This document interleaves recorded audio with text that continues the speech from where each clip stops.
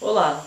Hoje nós vamos falar sobre monitoramento e levantamento de primatas em módulos e grades Rappelt. Os primatas são frequentemente utilizados em levantamento, pois apresentam um grande apelo ao público em geral. Além disso, algumas espécies possuem distribuição restritas, e outras espécies são sensíveis aos impactos humanos, como a caça, exploração madeireira e o desmatamento. O sistema Rappelt é baseado em um conjunto de trilhas e parcelas padronizadas chamado módulo.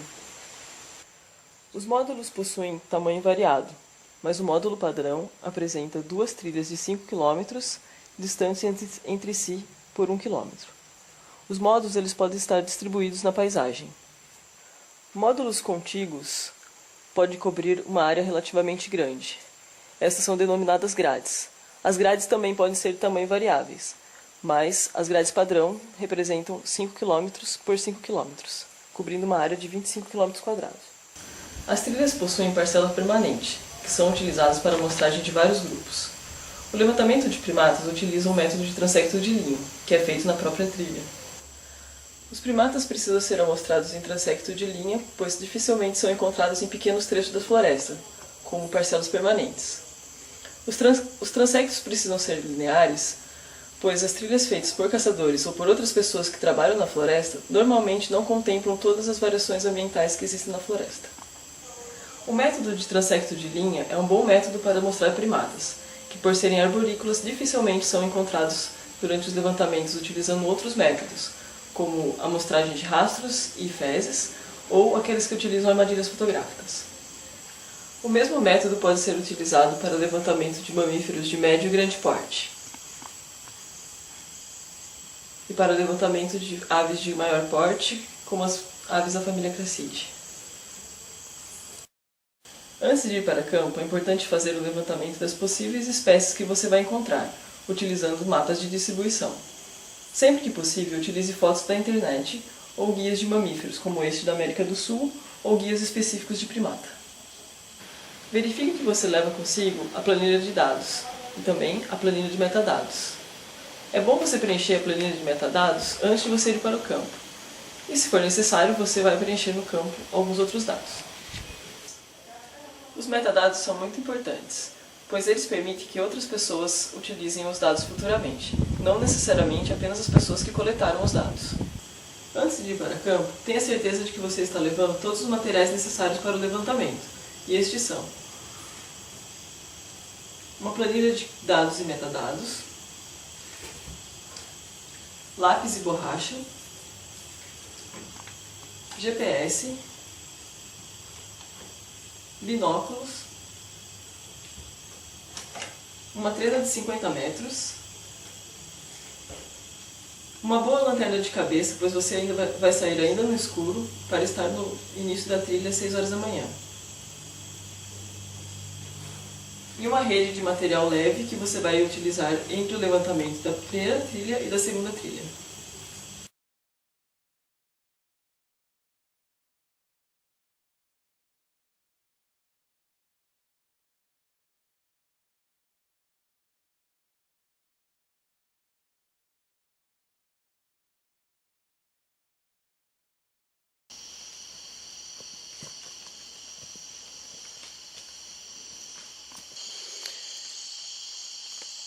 Aqui nós estamos no início da trilha, Norte-Sul 1, a 0 metros do começo da trilha.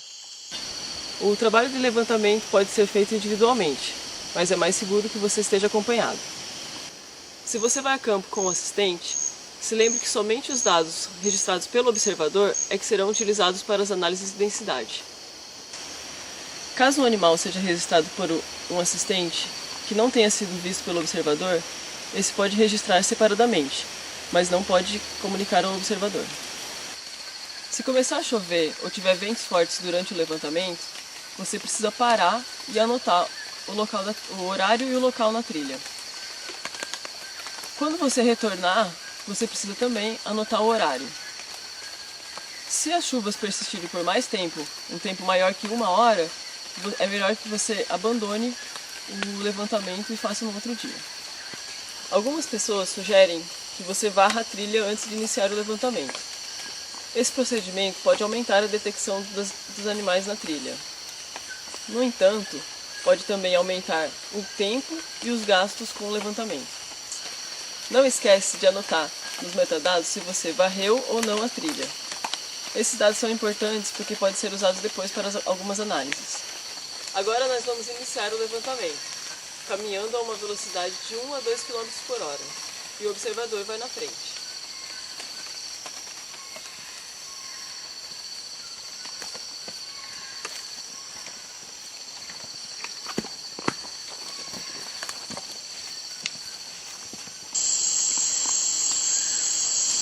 Nós andamos silenciosamente na trilha, com o observador à procura dos macacos.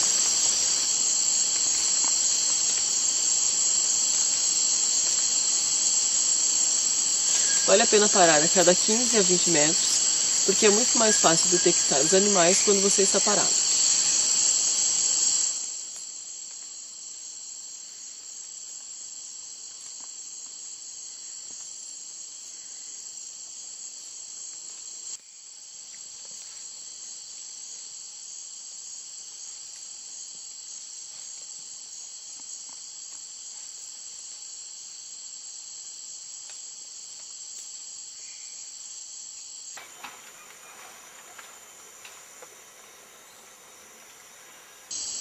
Agora que nós vimos um grupo de macacos, nós devemos parar e gastar um tempo para fazer a contagem do bando. E também fazer o registro de nome da espécie, hora, local na trilha, número de indivíduos, bem como algumas anotações que podem ser úteis, como o sexo dos indivíduos e a presença ou não de filhotes. Para medir a distância, você precisa andar na trilha até a posição perpendicular ao grupo. Essa é a menor distância entre o grupo e a trilha.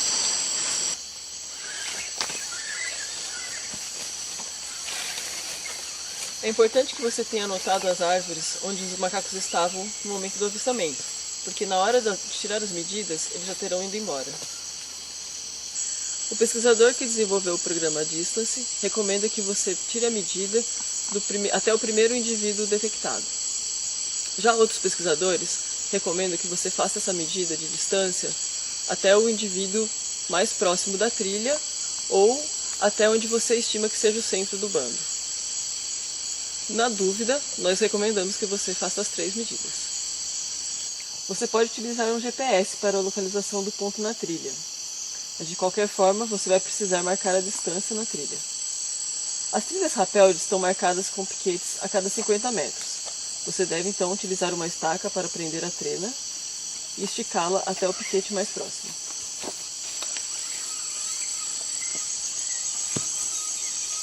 Não é necessário voltar até a estaca. Quando você chegar até o piquete, basta puxar a trena para soltar a estaca e recolher a trena. Uma premissa do método é que os animais que estejam em cima da trilha sejam registrados. Portanto, você precisa tomar cuidado para que os animais que estejam em cima da trilha não sejam afastados antes de ser registrados. Uma segunda premissa do método é que ele depende de medidas precisas. Portanto, você não deve estimar as medidas. Tome cuidado também para anotar as medidas da posição do animal onde ele estava no momento da detecção, e não depois que ele fugiu para outro lugar. Lembre-se que o transecto de linha é apenas uma parcela de tamanho variável. Portanto, a confiança na estimativa de densidade depende muito mais do número de trilhas amostradas do que do número de repetições na mesma trilha. Ao chegar no piquete 5000, deve ser por volta de 10 a 11 horas da manhã. É recomendável que você descanse, pois esse horário não é um bom horário de atividade dos macacos. Anote a quantidade de tempo que você gastou para percorrer os 5 km. Você vai usar esse tempo para estimar quanto tempo você levará para fazer o levantamento na volta. Você deve iniciar o levantamento no piquete 5000 da trilha paralela à trilha amostrada pela manhã. E você deve começar num horário que permita que você finalize o levantamento às 18 horas.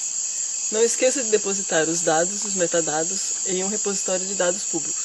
Caso contrário, seu esforço terá sido em vão.